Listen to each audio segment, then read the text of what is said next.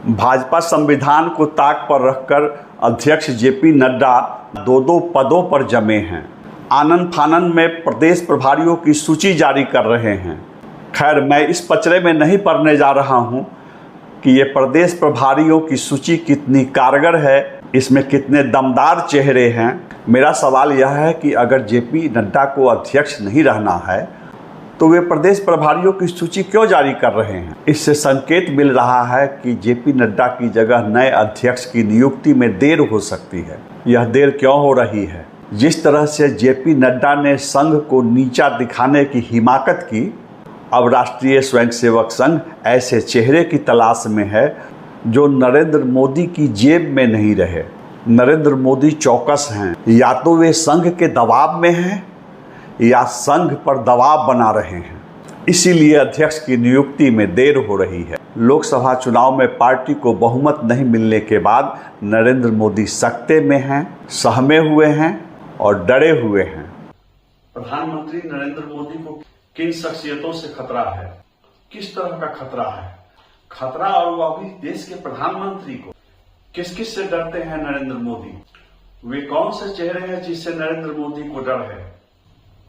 नमस्कार, मैं हूं विवेश त्रिवेदी और आप देखना शुरू कर चुके हैं जनता चौक लाइव। कृपया अपने स्क्रीन पर बटन दबाकर इस वीडियो को लाइक कीजिए, इसे अधिक से अधिक शेयर कीजिए और मेरे चैनल जनता चौक लाइव को सब्सक्राइब कीजिए ताकि मेरी खबरें उन लाखों दर्शकों तक पहुंच सकें जो अब तक मेरी स्टोरी नहीं देख पा रहे हैं। आप इस वीडियो के साथ अंत तक बने रहें, क्योंकि आज जो मैं स्टोरी लेकर आया हूं, मेरा दावा है कि किसी पत्र पत्रिका में आपको यह स्टोरी देखने को पढ़ने को नहीं मिलेगी। ऐसा मैं इसलिए कह रहा हूं कि देश के अधिकांश मीडिया हाउस बिक चुके हैं। ऐसे समय में जबकि देश के अधिकांश मीडिया हाउस प्रधानमंत्री नरेंद्र मोदी की अवतारी पुरुष वाली छवि गढ़ रहे हैं, महाबली वाली छवि गढ़ रहे हैं, भारतीय मीडिया एक ऐसे राजनेता की छवि गढ़ रही है जिसकी लोकप्रियता का डंका देश में ही नहीं बल्कि पूरी दुनिया में बज रहा है। ऐसे इतिहास पुरुष को भला डर किस बात का? ऐसे राष्ट्र नायक को भला किसी से डरने की जरूरत क्या हो सकती है? मैं फिर कहूंगा, कहानी रोचक है, आप मेरे साथ अंत तक बने रहें। अब आप मेरी बात गौर से सुनिए। एक राजनेता, एक राष्ट्र नायक जब लोकप्रियता के शिखर पर चढ़ रहा होता है तो दूसरी ओर वह दुश्मनों, विरोधियों की फौज खड़ी करते चलता है। नरेंद्र मोदी भी अजात शत्रु नहीं है। बुलंदियों के शिखर पर पहुंचने के लिए किसी के कैरियर का गला दबाना पड़ता है, किसी को मसलना पड़ता है, कुचलना पड़ता है। जो कुचले जाते हैं, जो दबाए जाते हैं, वे प्रायः गुमनामी की जिंदगी जीते हैं। ये अंदर के खतरे होते हैं जो किसी बाहरी खतरे से ज्यादा घातक होते हैं। नरेंद्र मोदी अपने विरोधियों को, अपने दुश्मनों को एक के बाद एक कर निपटाते रहे हैं, लेकिन कुछ दुश्मन ऐसे रह गए जिन्हें निपटाना उनके बूते की बात नहीं रह गई। जब एक राजनेता का उदय होता है, उसकी ताजपोशी होती है, उसकी जीत का डंका बजता है, उसके एकाधिकार का नगारा बज रहा होता है, तो प्रतिरोध करने वाले, परास्त होने वाले जख्मी योद्धा की कराह राज तिलक के कोलाहल में दब जाती है, लेकिन राख के अंदर चिंगारी दबी रहती है। अपमान, उपेक्षा और हकमारी का प्रतिशोध अंदर अंदर उबलता रहता है। उसे एक मौके का इंतजार होता है। कभी कभी नेचुरल जस्टिस होता है। अचानक राजनेता के खिलाफ प्रतिकूल हवाएं चलने लगती हैं और राख के अंदर की चिंगारी सुलग उठती है।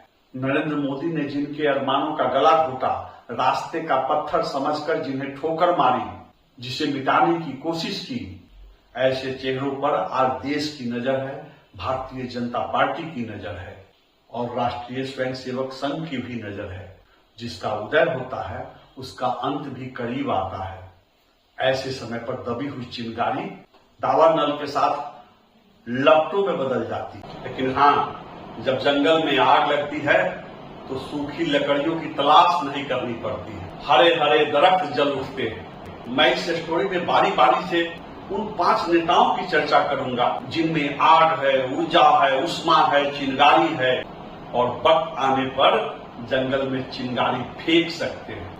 इनमें 2 नाम ऐसे हैं जिनको आप जानते हैं, आप अच्छी तरह से जानते हैं कि हाँ, नरेंद्र मोदी को उनसे खतरा है। मैं उन दोनों नामों की भी चर्चा करूंगा, आप मेरे साथ अंत तक बने रहिए। नरेंद्र मोदी ने सिर्फ लाल कृष्ण आडवाणी और मुरली मनोहर जोशी को ही मार्गदर्शक मंडल में नहीं बैठाया, अपने चारों ओर भरोसेमंदों की टीम खड़ी करने के लिए कई दिग्गजों के सियासी कैरियर पर ब्रेक लगा दी। आज मैं जिन खतरों, जिन विरोधियों का नाम लेने चला हूं, उनमें डॉक्टर प्रवीण तोगड़िया, यशवंत सिन्हा, शत्रुघ्न सिन्हा, बीएस येदियुरप्पा, वसुंधरा राजे सिंधिया, सुशील कुमार मोदी, रविशंकर प्रसाद और राजीव प्रताप रूडी जैसे नाम नहीं है। नरेंद्र मोदी को न तो शंकराचार्यों से डर है और न ही विश्व हिंदू परिषद के अंतर्राष्ट्रीय कार्यकारी अध्यक्ष डॉक्टर प्रवीण तोगड़िया से खतरा है। विश्व हिंदू परिषद के अंतर्राष्ट्रीय कार्यकारी अध्यक्ष डॉक्टर प्रवीण तोगड़िया ने 7 मई 2017 को धार में आयोजित एक समारोह में कहा था कि वर्तमान में देश की स्थिति ऐसी है कि सरहद पर न तो सैनिक सुरक्षित हैं और न ही गांव में किसान खुशहाल हैं। धार के मोहनखेड़ा में जैन मुनि ऋषभ चंद्र विजय के आचार्य पद पट्टाभिषेक समारोह में डॉक्टर तोगड़िया ने कहा था कि सीमा पर सैनिकों के सिरों को कोई काट कर ले जाता है और गांवों में किसान की स्थिति ऐसी है कि उसे अपने कृषि उपजों के उचित दाम नहीं मिल पा रहे हैं। डॉक्टर तोगड़िया के इस बयान से दिल्ली दरबार में खलबली मची थी। यह नरेंद्र मोदी और उनकी सरकार पर खुला हमला था। तोगड़िया को यह हमला बहुत महंगा पड़ा। इस बयान के करीब 7.5 महीने बाद डॉक्टर प्रवीण तोगड़िया अहमदाबाद में अचानक रहस्यमय ढंग से लापता हो गए थे। डॉक्टर तोगड़िया 15 जनवरी 2018 की देर शाम अहमदाबाद के एक पार्क में बेहोशी की हालत में बरामद हुए थे। एक अज्ञात व्यक्ति ने रात के 9 बजे चंद्रमणि अस्पताल में प्रवीण तोगड़िया को बेहोशी की हालत में भर्ती कराया था। अगले दिन प्रवीण तोगड़िया ने जुबान खोली। उन्होंने रोते रोते कहा था कि उनके इनकाउंटर का षड्यंत्र रचा गया। काफी समय से मेरी आवाज दबाने की कोशिश हो रही है। सवाल उठता है कि तोगड़िया ने किसकी ओर इशारा किया? उनकी आवाज को दबाने की कोशिश कौन कर रहा था? जनता चौक लाइव ऐसा कोई आरोप नहीं लगाता है कि किसी सरकार ने प्रवीण भाई तोगड़िया के खिलाफ षड्यंत्र रचा था या किसी सरकार के इशारे पर प्रवीण तोगड़िया का अपहरण कर लिया गया था। लेकिन हाँ, किसी भी सरकार ने डॉक्टर प्रवीण तोगड़िया के रो पड़ने के कारणों का खुलासा नहीं किया। विश्व हिंदू परिषद के इस मशहूर नेता के रोने के कारणों की कोई जांच नहीं हुई। जनता को सच्चाई से वाकिफ नहीं कराया गया। डॉक्टर प्रवीण तोगड़िया कोई साधारण आदमी नहीं थे। वर्षों तक उन्होंने राम मंदिर आंदोलन को देश दुनिया में मजबूती से फैलाया। डॉक्टर प्रवीण तोगड़िया की आवाज से कभी संघ को और भारतीय जनता पार्टी को हिंदू जनमानस में व्यापक आधार मिला था। संघ और भाजपा को सशक्त सहयोग मिला था। जब दिल्ली में भाजपा सरकार बनी तो प्रवीण तोगड़िया आखिर क्यों गुमनाम है? जिस राम मंदिर आंदोलन के लिए प्रवीण तोगड़िया ने अपनी जिंदगी खपा दी, उसके प्राण प्रतिष्ठा समारोह में निमंत्रण के बावजूद प्रवीण तोगड़िया आखिर अयोध्या के समारोह में गए क्यों नहीं? खैर, आज मैं डॉक्टर प्रवीण तोगड़िया की स्टोरी लेकर नहीं आया हूं। प्रवीण तोगड़िया का नाम उन 5 लोगों में शामिल नहीं है जिनसे प्रधानमंत्री नरेंद्र मोदी को डर है। पहला नाम राष्ट्रीय स्वयंसेवक संघ से जुड़े एक ऐसे प्रखर संगठनकर्ता का है जिसे भाजपा का राष्ट्रीय अध्यक्ष बनाए जाने की चर्चा है। कहा जा रहा है कि नरेंद्र मोदी सरकार पर नियंत्रण के लिए भाजपा के संगठन को मोदी सरकार की बंधुआ मजदूरी से मुक्त कराने के लिए एक मजबूत इरादों वाले राजनेता को भाजपा का राष्ट्रीय अध्यक्ष बनाया जा सकता है।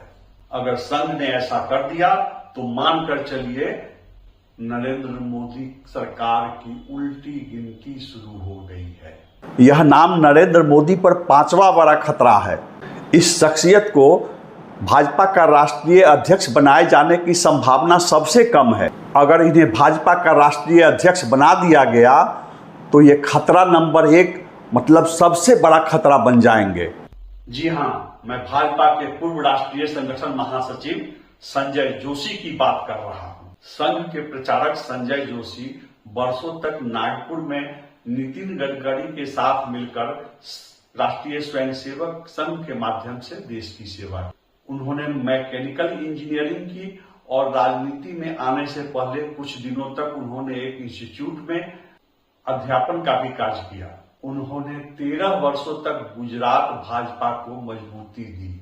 संजय जोशी 1988 से 1995 तक गुजरात भाजपा के सचिव थे। जब नरेंद्र मोदी गुजरात भाजपा के महासचिव थे तो संजय जोशी गुजरात भाजपा के सचिव। दोनों ने मिलकर संगठन को इतना मजबूत आधार दिया कि पहली बार गुजरात में भाजपा सरकार बन सकी। 2001 से 2005 तक संजय जोशी भाजपा के राष्ट्रीय संगठन महासचिव रहे।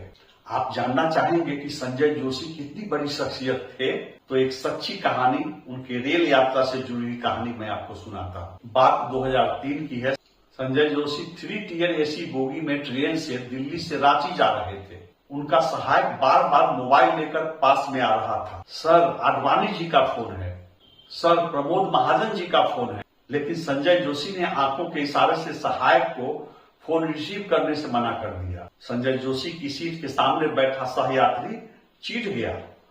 उस यात्री ने कहा कि आप इतने ही वीआईपी हैं, इतनी ही बड़ी शख्सियत हैं, तो आप इस 3 टियर एसी में क्यों चल रहे हैं? संजय जोशी ने उस सहयात्री की ओर देखा और चुपचाप मुस्कुरा कर रह गए। उन्होंने कोई जवाब नहीं दिया।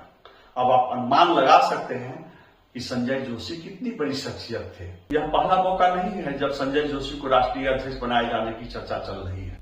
8 साल पहले भी दिल्ली के राजनीतिक गलियारे में चर्चा चली थी कि राष्ट्रीय स्वयंसेवक संघ संजय जोशी को भाजपा का राष्ट्रीय अध्यक्ष बनाना चाहता है। संघ के नेता भैयाजी जोशी ने जो संघ की ओर से भाजपा को 3 नाम सुझाए थे, उसमें नितिन गडकरी और राजनाथ सिंह के अलावा तीसरा नाम संजय जोशी का भी था। आप जानना चाहेंगे कि नरेंद्र मोदी और संजय जोशी के बीच कैसा बैर है, कैसी दुश्मनी है। बात उन दिनों की है जब 89-90 में राष्ट्रीय स्वयंसेवक संघ ने संजय जोशी को गुजरात भेजा। संजय जोशी ने संगठन मंत्री की हैसियत से और नरेंद्र मोदी ने संगठन महामंत्री की हैसियत से आपस में तालमेल करते हुए, आपस में बेहतर समन्वय करते हुए गुजरात में भाजपा को मजबूत संगठनात्मक आधार दिया। यहाँ तक सब कुछ ठीक ठाक चल रहा था। दोनों की मेहनत की बदौलत भाजपा ने गुजरात में पहली बार 1995 में जीत हासिल की, बहुमत हासिल। मुख्यमंत्री पद के लिए तब के ताकतवर नेता केशुभाई पटेल और शंकर सिंह बघेला के बीच खूब खींचतान हुई। नरेंद्र मोदी और संजय जोशी ने केशुभाई पटेल का साथ दिया तो शंकर सिंह बघेला ने बगावत कर डाली। फिर समझौता हुआ और समझौते के तहत सुरेश मेहता को गुजरात का मुख्यमंत्री बनाया गया और उसी समझौते की शर्त के मुताबिक नरेंद्र मोदी को गुजरात से बाहर दिल्ली भेजा गया। जब नरेंद्र मोदी बाहर भेजे गए तो उनकी जगह पर संजय जोशी को गुजरात भाजपा का संगठन महामंत्री बनाया गया। अब संजय जोशी पावर में आ गए, संजय जोशी की ताकत बढ़ गई। 1998 में एक बार फिर भाजपा की सरकार बनी। 1998 में भाजपा एक बार फिर गुजरात में सत्ता में आ गई। कहा जाता है कि उस समय नरेंद्र मोदी वापस गुजरात जाना चाहते थे, लेकिन संजय जोशी की इच्छा नहीं होने की वजह से, संजय जोशी के मना करने की वजह से नरेंद्र मोदी की गुजरात में वापसी नहीं हो सकी। वो कहा जाता है कि एक मयान में 2 तलवार नहीं रह सकते हैं। अब संजय जोशी का कद इतना बढ़ चुका था कि वे नरेंद्र मोदी को गुजरात भाजपा में नहीं देखना चाहते थे। संजय जोशी के मना करने पर नरेंद्र मोदी की वापसी टल गई। इस बार केशुभाई पटेल मुख्यमंत्री बने, लेकिन 2001 के चुनाव में भाजपा की हार हो गई। स्थितियों ने करवट बदली और राष्ट्रीय स्वयंसेवक संघ के कहने पर नरेंद्र मोदी को गुजरात का मुख्यमंत्री बना दिया गया। नरेंद्र मोदी सर्वशक्तिमान हो गए। जैसे ही नरेंद्र मोदी ने गुजरात की कमान संभाली, उन्होंने बदला लिया और संजय जोशी की विदाई हो गई गुजरात से। जैसे कभी नरेंद्र मोदी को गुजरात से दिल्ली भेजा गया था, ठीक उसी तरह से इस बार संजय जोशी को गुजरात से दिल्ली भेजा गया। संजय जोशी भाजपा के राष्ट्रीय संगठन महासचिव बनाए गए। तो जोशी और मोदी के बीच जो अदावत है उसी समय से चली आ रही। यह अदावत आगे भी चलती रही। वर्ष 2012 में गुजरात से दिल्ली तक सियासी गलियारों में एक चर्चा थी। कहा जाता है कि गुजरात के मुख्यमंत्री नरेंद्र मोदी ने तत्कालीन भाजपा अध्यक्ष नितिन गडकरी को फोन किया और उन्होंने फोन पर स्पष्ट कह दिया कि जब तक संजय जोशी भाजपा के राष्ट्रीय संगठन महासचिव हैं, तब तक वे भाजपा की राष्ट्रीय बैठक में, राष्ट्रीय कमेटी की बैठक का बहिष्कार करते रहेंगे, उस बैठक में शामिल नहीं होंगे। नरेंद्र मोदी का कद बढ़ चुका था। कहा जाता है कि पहली बार भाजपा के राष्ट्रीय अध्यक्ष को एक मुख्यमंत्री के सामने झुकना पड़ा और नरेंद्र मोदी की शर्तों के मुताबिक 2 घंटे के अंदर संजय जोशी से राष्ट्रीय संगठन महासचिव पद से इस्तीफा ले लिया गया। उसके बाद ही नरेंद्र मोदी भाजपा की राष्ट्रीय बैठक में शामिल होने के लिए तैयार हुए। जिस तरह से संजय जोशी को राष्ट्रीय संगठन महासचिव पद से हटाया गया, उससे संघ के प्रमुख मोहन भागवत भी नाराज हुए थे। उन्होंने अपनी नाराजगी जाहिर की थी। तब से संजय जोशी निर्वासन झेल रहे हैं, लेकिन लंबे निर्वासन के बावजूद संजय जोशी का कद घटा नहीं है। राजनीतिक समीक्षक कहते हैं कि आज भी संजय जोशी जहां खड़े हो जाते हैं, कतार वहीं से लगनी शुरू होती है। गुजरात सहित देश के कई राज्यों में काम करने का उनके पास लंबा अनुभव है, कुशल संगठनकर्ता हैं, उनके पास बहुत बड़ा नेटवर्क है और एक बार फिर से संजय जोशी को भाजपा का राष्ट्रीय अध्यक्ष बनाए जाने की चर्चा चल रही है। अब आप समझ सकते हैं कि संजय जोशी के नाम से नरेंद्र मोदी कितना खतरा महसूस कर रहे होंगे। नरेंद्र मोदी को संजय जोशी से कैसा डर हो सकता है। दूसरा नाम चौथा सबसे बड़ा खतरा है। इत्तेफाकन भाजपा के पावर सेंटर में भी यह चौथा बड़ा नाम है।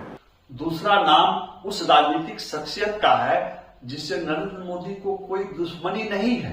वे नरेंद्र मोदी के सबसे बड़े विश्वास पात्र कहे जाते हैं और नरेंद्र मोदी के विश्वास पात्र होने की वजह से ही वे भाजपा में शक्तिशाली हैं। भाजपा में नंबर 4 के ओहदे पर हैं।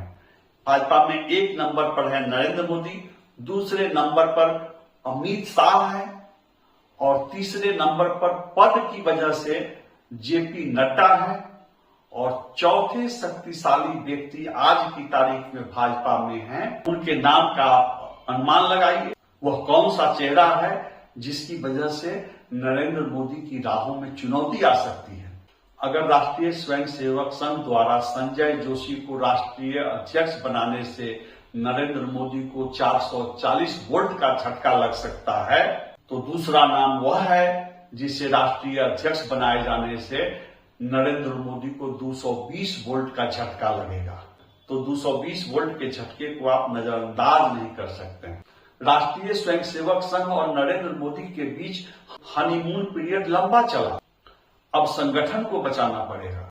अगर संगठन नहीं बचा तो भविष्य में सरकार की वापसी मुश्किल हो जाएगी। जो दूसरे व्यक्ति हैं वे भी संजय जोशी और नरेंद्र मोदी की तरह अविवाहित हैं और संघ के पूर्णकालिक प्रचारक हैं।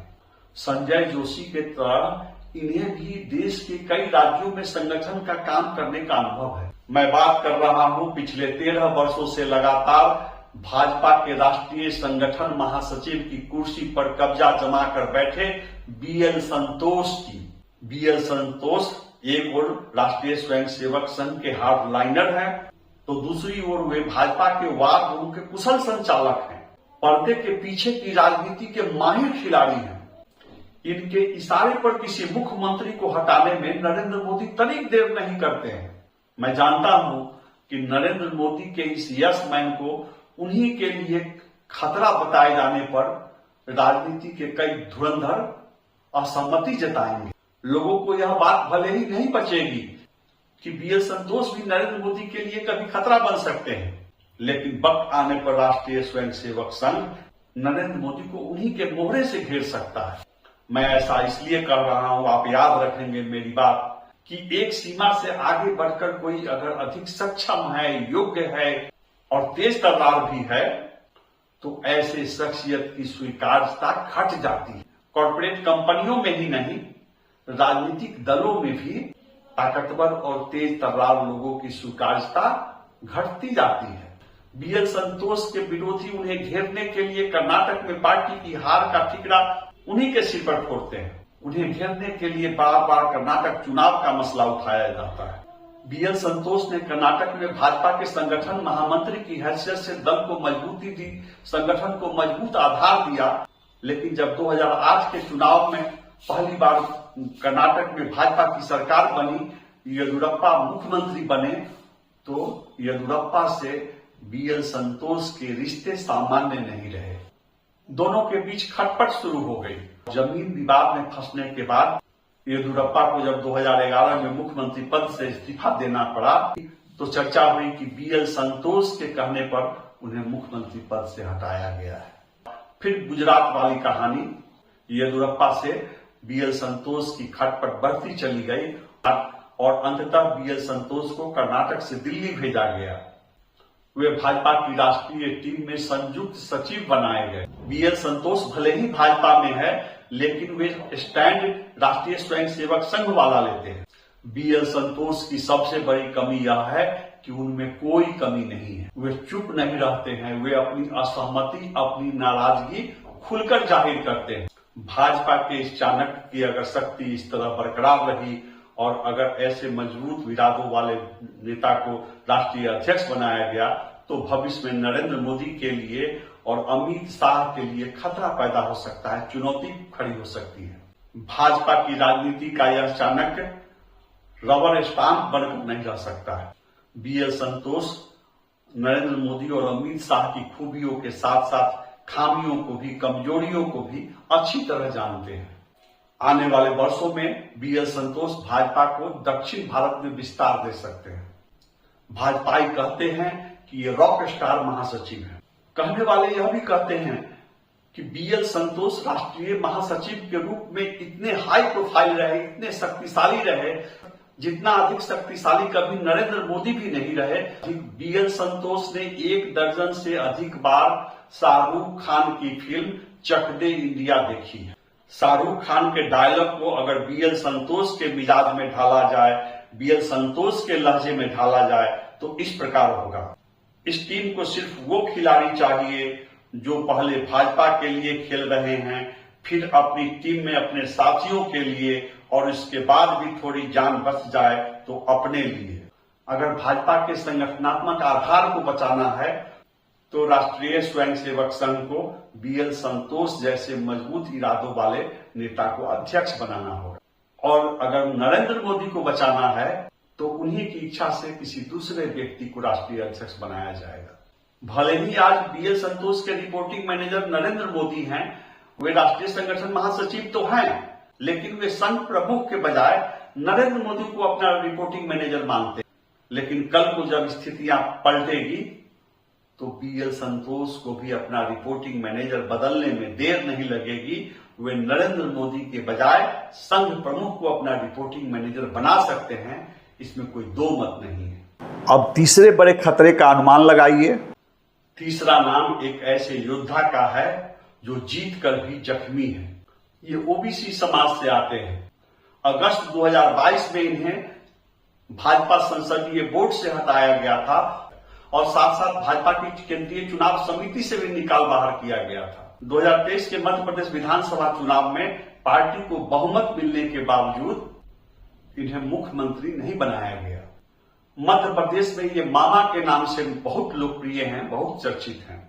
जी हां, मैं मध्य प्रदेश के पूर्व मुख्यमंत्री शिवराज सिंह चौहान की बात कर रहा हूं, जो आजकल नरेंद्र मोदी सरकार में कृषि और ग्रामीण विकास मंत्री, धैर्य वाले नेता हैं। जब इन्हें मुख्यमंत्री नहीं बनने दिया गया तो ये धैर्य से रहे।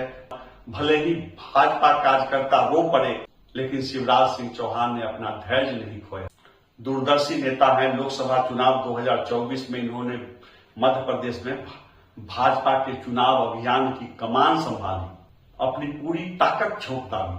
और आपको पता है कि मध्य प्रदेश में लोकसभा चुनाव में भाजपा को व्यापक सफलता मिली है। हालांकि शिवराज सिंह चौहान को केंद्रीय कृषि एवं ग्रामीण विकास मंत्री बनाया गया है, लेकिन चर्चा है कि राष्ट्रीय स्वयंसेवक संघ उन्हें भाजपा का राष्ट्रीय अध्यक्ष बनाना चाहता है।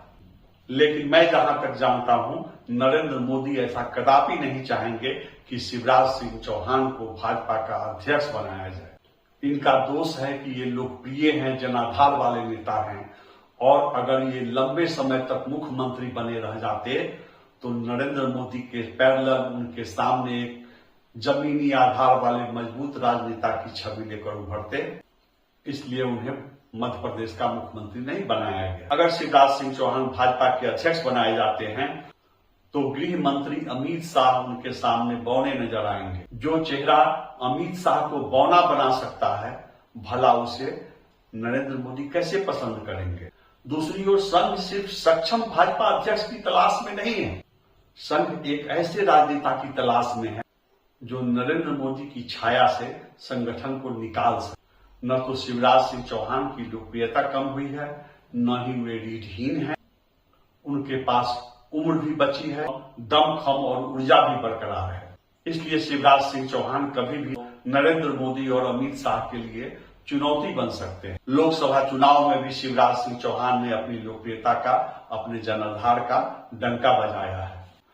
नरेंद्र मोदी ओबीसी समाज के जनाधार वाले ताकतवर राजनेता को कभी भी भाजपा अध्यक्ष बनाना नहीं चाहेंगे। चौथा नाम उस राजनेता का है जो नरेंद्र मोदी के सामने दूसरा सबसे बड़ा खतरा है।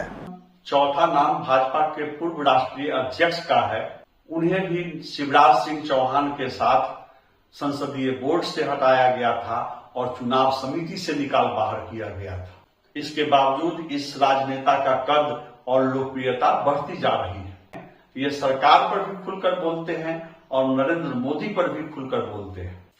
ये नागपुर के सांसद हैं और राष्ट्रीय स्वयंसेवक संघ के बेहद करीब भी हैं। मैं केंद्रीय सड़क परिवहन एवं राजमार्ग मंत्री नितिन गडकरी की बात कर रहा हूं। नितिन गडकरी का नाम सुनते ही मन में एक कामकाजी मंत्री की छवि उभरती है।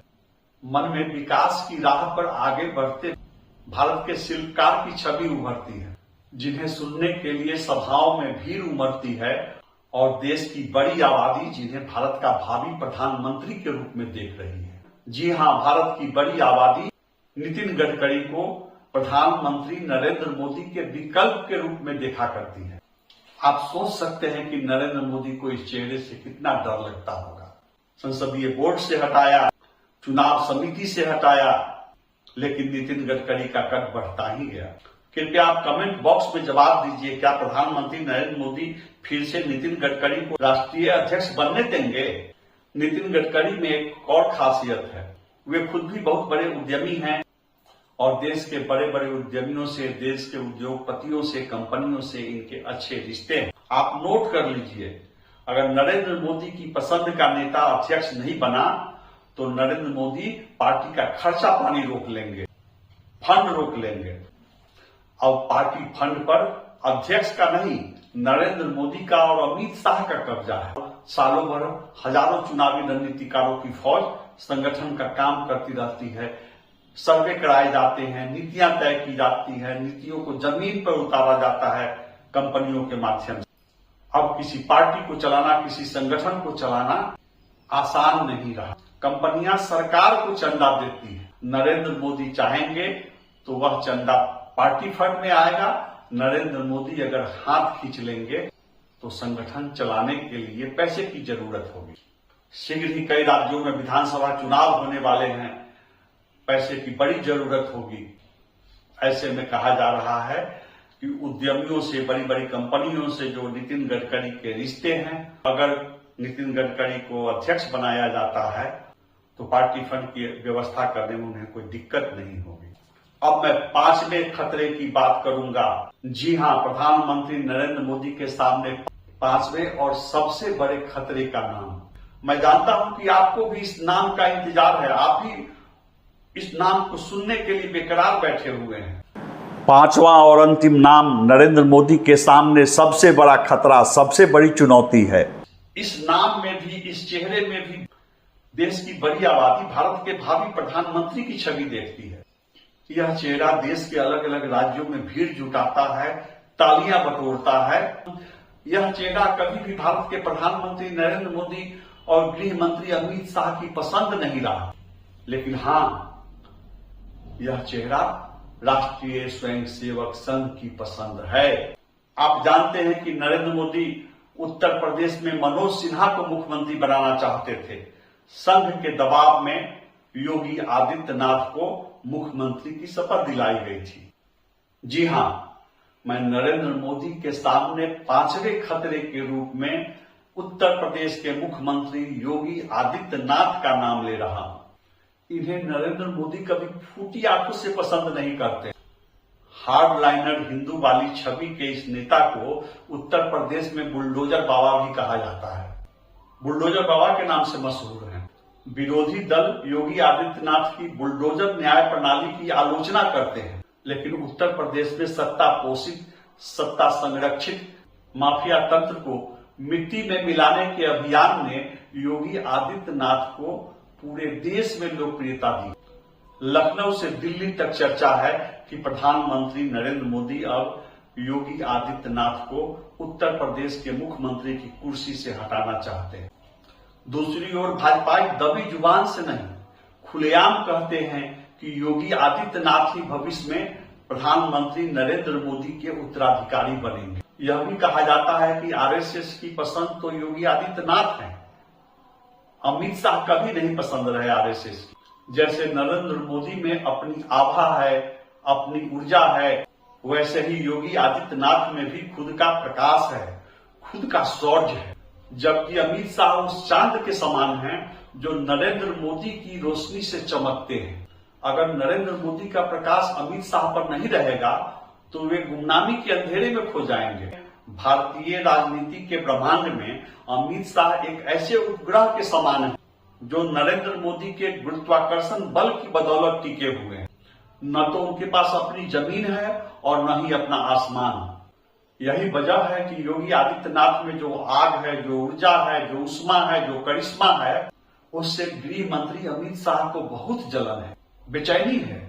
नरेंद्र मोदी को ही नहीं, अमित शाह को भी योगी आदित्यनाथ से बहुत खतरा है। लोकसभा चुनाव 2024 के दौरान न्यायालय के आदेश पर पेरोल पर चुनाव प्रचार के लिए जब दिल्ली के मुख्यमंत्री अरविंद केजरीवाल बाहर निकले तो उन्होंने कहा कि चुनाव के बाद नरेंद्र मोदी उत्तर प्रदेश के मुख्यमंत्री योगी आदित्यनाथ को मुख्यमंत्री के पद से हटा देंगे।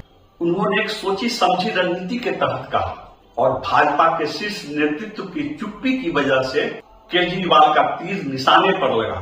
केजरीवाल ने कहा कि भाजपा में उत्तराधिकार के लिए आंतरिक कलह चल रही है। केजरीवाल ने बार बार कहा कि शिवराज सिंह चौहान, वसुंधरा राजे सिंधिया, रमन सिंह और खट्टर की तरह योगी आदित्यनाथ को भी कुर्सी से हटा दिया जाएगा। अमित शाह या किसी अन्य शीर्ष भाजपा नेता ने योगी आदित्यनाथ को कुर्सी से हटाए जाने का खंडन नहीं किया।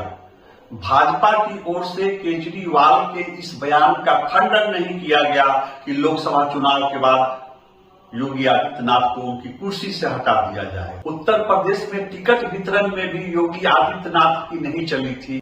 उनकी पसंद के नेताओं को टिकट नहीं दिया गया था। इससे उत्तर प्रदेश की जनता में यह संदेश गया कि हाँ, नरेंद्र मोदी योगी आदित्यनाथ को पसंद नहीं करते हैं और चुनाव के बाद उन्हें पद से हटा दिया जाए। इसे अफवाह कहिए या सच्चाई, योगी आदित्यनाथ को हटाए जाने की अटकलबाजी से भी चुनाव परिणाम प्रभावित हुआ और भाजपा को जो उत्तर प्रदेश में मुंह की खानी पड़ी है, करारी हार हुई है, उसमें एक कारण यह भी था कि जनता के बीच मैसेज गया कि योगी आदित्यनाथ कुर्सी से हटाए जा सकते हैं। उत्तर प्रदेश से सटे बिहार के सीमावर्ती जो संसदीय निर्वाचन क्षेत्र हैं, वहां भी बीजेपी की हार हो गई। खासकर राजपूत समाज के वोटर जो उत्तर प्रदेश के थे और सीमावर्ती बिहार के जिलों के थे, उन्होंने बीजेपी का खुलकर विरोध किया। आरा में आर.के. सिंह की हार, बक्सर में मिथिलेश तिवारी की हार, काराकाट में उपेंद्र कुशवाहा की हार और औरंगाबाद में सुशील कुमार सिंह की हार के पीछे एक फैक्टर यह भी बताया जा रहा है, अमित शाह का खेमा चाह कर भी उत्तर प्रदेश में हार का ठिकरा योगी आदित्यनाथ के सिर पर नहीं फोड़ पा रहा है। हाँ, इसी के समानांतर एक सवाल उठ खड़ा हो रहा है, जब अगली बार उत्तर प्रदेश विधानसभा का चुनाव होगा तो क्या बीजेपी सत्ता में वापस लौट पाएगी? और अगर उत्तर प्रदेश में बीजेपी के पांव उखड़ गए तो नरेंद्र मोदी कहां के रहेंगे? यह सवाल उठना शुरू हो गया है कि क्या लोकसभा चुनाव के परिणाम का प्रभाव विधानसभा चुनाव पर भी देखा जाएगा? इसके साथ साथ कई सवाल उठ रहे हैं। क्या नरेंद्र मोदी उत्तर प्रदेश में पार्टी को मजबूत करने के नाम पर योगी आदित्यनाथ को किसी दूसरे चेहरे से रिप्लेस करेंगे, या आने वाले दिनों में राष्ट्रीय स्वयंसेवक संघ नरेंद्र मोदी को ही योगी आदित्यनाथ से रिप्लेस कर देगा? अगर आज कांग्रेस और दूसरे विपक्षी दल संसद में, सड़क पर, सभाओं में हिंदू मुस्लिम का नाम लेना बंद कर दें, हालांकि जैसा मुझे उम्मीद है राहुल गांधी बाज नहीं आएंगे हाल में संसद में जिस तरह से उनका बयान आया है, तो अगर विपक्षी दल अगर बार बार हिंदू मुस्लिम का मुद्दा नहीं उठाते रहे तो अब भाजपा के हाथ में जो हिंदुत्व का हथियार रहा है वह भी कमजोर पड़ता जा रहा है। भाजपा अब राम मंदिर का भी नाम नहीं ले पा रही है। आने वाला वक्त बताएगा कि नरेंद्र मोदी अब किस नारे पर हिंदू समाज को गोलबंद करते हैं। क्षेत्रीय पार्टियां जिस तरह जातीय कार्ड खेलकर भाजपा के वोट बैंक को विभाजित करने में जुटी हैं, नरेंद्र मोदी को समय रहते नया हथियार ढूंढना पड़ेगा, नए नारे ढूंढने पड़ेंगे। तो आप भी मेरे साथ बने रहिए और हम देखेंगे कि राष्ट्रीय स्वयंसेवक संघ भाजपा के राष्ट्रीय अध्यक्ष के चयन में हस्तक्षेप करता है या नहीं करता है। संघ भाजपा संगठन को बचाने के लिए कोई चेहरा लाता है या नरेंद्र मोदी खुद को बचाने के लिए अपनी पसंद का चेहरा लाने में कामयाब होते हैं। ये आने वाला वक्त बताएगा। मुझे उम्मीद है कि आपको यह स्टोरी पसंद आई होगी। कृपया इसे खूब शेयर कीजिए, इस वीडियो को लाइक कीजिए और मेरे चैनल जनता चौक लाइव को सब्सक्राइब कीजिए ताकि यह स्टोरी उन लाखों दर्शकों तक पहुंच पाए जो अब तक मेरी खबर नहीं देख पा रहे हैं। नमस्कार।